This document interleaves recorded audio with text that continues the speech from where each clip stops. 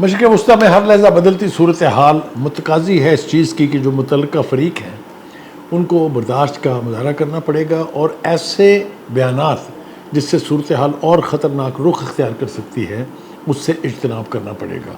اس وقت سب سے زیادہ غیر ذمہ دارانہ رویہ جو ہے وہ پریزیڈنٹ ٹرمپ کا ہے۔ پریزیڈنٹ ٹرمپ صبح کچھ کہتے ہیں، دوپہر کو کچھ کہتے ہیں، رات کو کچھ کہتے ہیں۔ وہ اس وقت آگ سے کھیل رہے ہیں۔ کیوں کھیل رہے ہیں؟ یہ میرے خیال سے اب کسی سے ڈھکی چھپی بات نہیں کہ اسرائیل کے نیتن یاہو کے ہاتھ میں موساد کی وساطت سے وہ جو ایپسٹین فائل ہے ان کا جو طوطا ہے وہ اپنا کرشمہ دکھا رہا ہے۔ بہت ساری باتیں ایسی ہیں جو اس وقت کی جا سکتی ہیں اور اس میں چھپے ہوئے اشارے موجود ہیں کہ اس وقت ٹرمپ جو ہے وہ اپنی زبان نہیں بول رہے ہیں۔ ٹرمپ کی پوری قوم اس کی اس جنگ کے خلاف ہے۔ 80 لاکھ لوگ ایک دن میں باہر نکل کے ٹرمپ پر یہ واضح کر چکے ہیں کہ they need know war know king.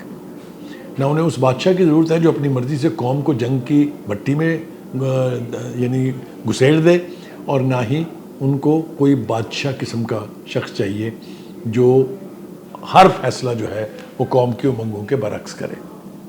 دوسری بات یہ ہے کہ امریکن قوم اب یہ پوری طرح سے سمجھ چکی ہے کہ یہ جنگ ہماری جنگ نہیں ہے، یہ جنگ نیتن یاہو کی جنگ ہے۔ اس کے اظہار کے لیے بھی نہ صرف امریکی قوم بلکہ پوری یورپی دنیا جو ہے انہوں نے آئسولیٹ کر دیا تھا ٹرمپ کو یہ کہہ کے کہ دس از ناٹ آر وار، دس از نیتن یاہوز وار۔ لیکن ٹرمپ یہ زبان سمجھنے کے لیے، ان باتوں کا ادراک کرنے کے لیے تیار دکھائی نہیں دیتے ہیں۔ وہی ٹرمپ جس کو ایک وقت میں ایران کی طرف سے ٹول نافذ کرنے پر سخت اعتراض تھا اور انہوں نے یہ کہا کہ یہ کوئی دنیا کا اصول نہیں ہے کہ انٹرنیشنل واٹرز جو ہیں اس کے اوپر گزرنے والے جہازوں پر ٹول جو ہے وہ لگا دیا جائے، آج انتہائی ڈھیٹائی سے، انتہائی شرمناک طریقے سے وہ ایران بلاکیڈ کا نام دے کے یہ کہہ رہے ہیں کہ جو بھی جہاز ایران کا باہر آئے گا، ایران سے لوڈ کر کے باہر نکلے گا یا دنیا کے مختلف ملکوں کی طرف سے ایران جائے گا، وہ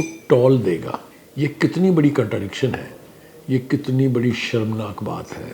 اس کا ادراک میرے خیال سے خاص طور پہ خلیجی ممالک جو ہیں، جو ریاستیں ہیں وہاں پر، جو امریکہ کی ایلائز کہلانے میں کبھی فخر محسوس کرتی تھی، آج اس کی قیمت چکا رہی ہیں، ان کو ہونا چاہیے۔ ٹرمپ نیتن یاہو کے مفاد کے لیے اتحادی قیادت، اس سب کچھ کو کھونے سے گریز نہیں کریں گے۔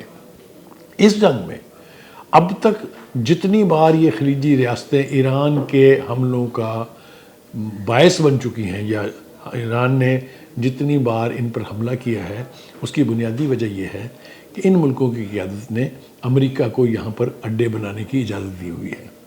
یہاں پر امریکہ کی فوج ہے، یہاں پر امریکہ کی نیوی ہے، یہاں پر امریکہ کی فضائیہ ہے۔ ان ریاستوں کو یہ بات اب معلوم ہونی چاہیے کہ اگر انہوں نے امریکہ سے دوری اختیار نہ کی تو ان کے عوام اور ان کی ریاستوں کے مستقبل جو ہیں ان کو شدید خطرات لاحق ہوں گے، کیونکہ یہ بات تو ایرانین لیڈرشپ ایک بار سے زیادہ مرتبہ کہہ چکی اور آج بھی اس کا اعادہ کیا گیا ہے کہ جو بھی ملک امریکہ کی اس جنگ میں کسی قسم کا بھی تعاون کرے گا وہ اس جنگ کا مجرم تصور ہوگا اور ہم امریکہ کی طرح ان سے بدلہ لیں گے۔ میرے خیال سے اگر آپ اس کو ایک قوم کی حیثیت سے دیکھیں تو ایران کا یہ کہنا یونائٹڈ نیشن کی اسپرٹ، جنیوا کنونشن کی پروویژن کے عین مطابق ہے کہ اگر کسی ملک کی سلامتی کو کسی بھی سرزمین سے خطرہ لاحق ہو تو وہ اس سرزمین کو، اس جگہ کو نشانہ بنانے کا اپنا دفاع کا حق محفوظ رکھتا ہے۔ اب اس صورت میں یہ تمام حملے جو ایران کے اوپر ہو رہے ہیں یہ سارے انہی خلیجی ریاستوں کے انہی امریکن اڈوں سے ہوتے ہیں۔ یہی وجہ ہے کہ آج بحرین، کویت، جارڈن، یہ تمام ممالک اور بہت سارے دیگر ممالک بھی آج ایرانی حملوں کا شکار بنے ہیں۔ امریکہ یہ ایک سازش کر رہا ہے کہ ان ریاستوں کو اس جنگ میں جھونک دے تاکہ اس کی مسلط کردہ جنگ جو ہے اس میں اس کے فتح کا خواب جو ہے وہ پورا ہو سکے۔ مجھے توقع ہے کہ خلیجی ریاستوں کی لیڈرشپ الٹیمیٹلی اس صہیونی سازش کو سمجھے گی اور سمجھ کے اس کے مطابق اپنا رد عمل جو ہے وہ دے گی۔ ایران کی قیادت کی طرف سے یہ بالکل واضح طور پر بیان کیا جا چکا ہے کہ ٹرمپ جو کچھ آبنائے ہرمز میں کرنا چاہتے ہیں وہ نہیں ہونے دیں گے۔ ٹرمپ کا خیال یہ ہے کہ ہرمز از وینزویلا اور Hormuz is Greenland. No it is not. یہ ثابت ہو چکا۔ آپ پوری قوت سے اس خطے پر حملہ آور ہو چکے، اپنے تمام تر الائز کے ساتھ اور نیتن یاہو کے ساتھ، لیکن ایرانین قوم سیسا پلائی ہوئی دیوار کی طرح سے کھڑی ہوئی ہے۔ آپ پروپیگنڈے کے ذریعے، آپ مغربی میڈیا کو استعمال کر کے ایران کی اس قوت کو نہ تقسیم کر سکتے ہیں، نہ ایران کے اس جذبے کو کم کر سکتے ہیں کہ ان پر اگر حملہ ہوگا تو دشمن بھی چین کی نیند نہیں سوئے گا۔ ابھی حال ہی میں بیانات کا جو سلسلہ ہم نے ایران کی طرف سے دیکھا، اس میں واضح طور پر یہ کہہ دیا گیا ہے کہ ہم کسی صورت بھی اپنی قومی سالمیت پر، اپنے وقار پر سمجھوتہ کرنے کے لیے آمادہ نہیں ہے۔ ایم او یو جو پاکستان کی شدید کوششوں کے بعد عمل میں آیا تھا اور 14 پوائنٹ کے اوپر دونوں ہی پارٹیز امریکہ اور ایران نے اتفاق کیا تھا، الزام تو دونوں طرف سے لگ رہا ہے، امریکہ کہہ رہا ہے ایران نے وائلیشن کی ہے، ایران کہہ رہا ہے امریکہ نے وائلیشن کی ہے، لیکن اگر آپ اس کا بالکل ریئلسٹک جائزہ لیں تو اس کی پہلی جو شق تھی اس میں لکھا تھا کہ کوئی بھی فریق ایک دوسرے کو نہ دھمکی دے گا اور نہ ہی کسی قسم کی الزام تراشی کرے گا۔ ٹرمپ اور نیتن یاہو دونوں نے کبھی ایک لمحے کے لیے توقف نہیں کیا ہے۔ دھمکیوں کی زبان مسلسل جاری ہے، خلاف ورزیاں مسلسل جاری ہیں۔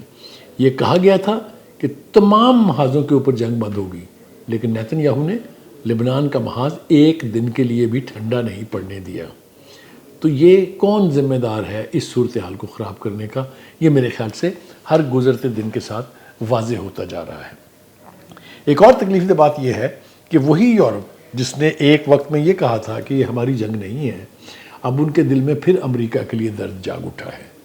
یورپی یونین کی طرف سے ایک بیان جاری کیا گیا ہے جس میں کہا گیا ہے کہ ہرمز کو کسی صورت بھی ہم بند نہیں ہونے دیں گے، اور اگر ایران باز نہ آیا تو پھر ہم بھی راست اقدام کریں گے۔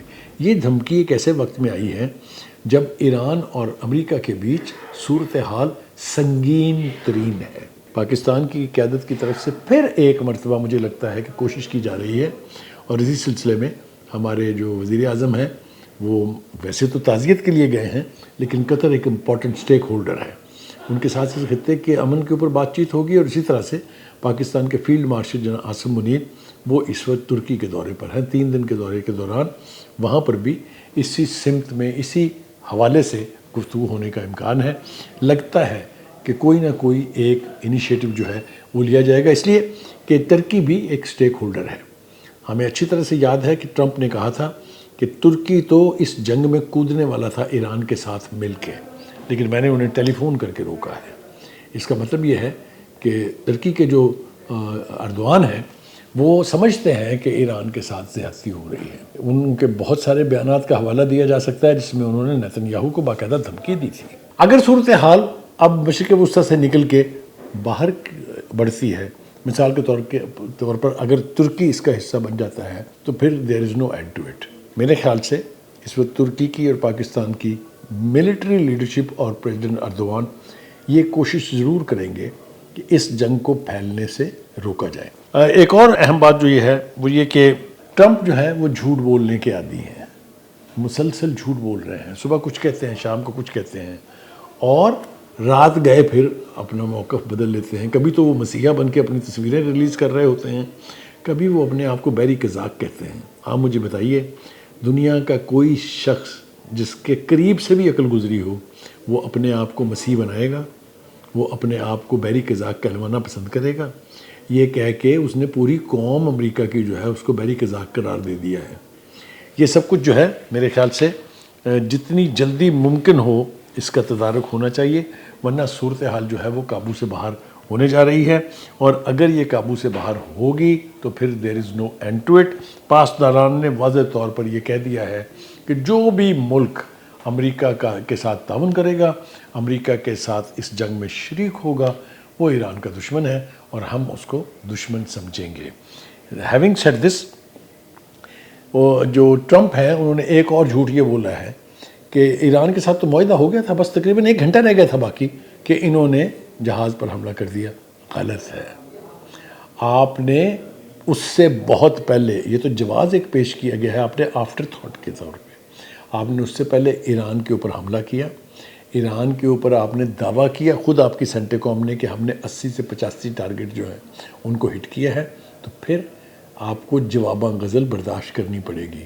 اس کے جواب میں ایران نے جو کچھ آپ کے ہوائی اڈوں کے اوپر کیا ہے آنے والے وقت میں ایسٹیمیٹس بتائیں گے۔ آپ لوگ کہتے ہیں نا کہ جو کچھ آپ نے اپنے مخالف کے ساتھ کیا ہوتا ہے وہی کچھ آپ کو بھگتنا پڑتا ہے۔ یہ اس وقت جو آخری بات میں کہنا چاہتا ہوں وہ یہ ہے، مسلمان قیادت کی خاموشی کرمنل ہے۔ یہ خاموشی جو ہے انہوں نے ایران کو سبجیکٹ بنایا ہوا ہے اس تمام تر جنگی جنون کا جو اس وقت سر پر مسلط ہے ٹرمپ کے اور نیتن یاہو کے۔ خدا کے لیے ہوش کے ناخن لیجئے، وقت ابھی بھی ہے کہ آپ صحیح سمت اختیار کریں اور جو ایگریسر ہے اس کو ایگریسر کہنے کا گٹس پیدا کریں۔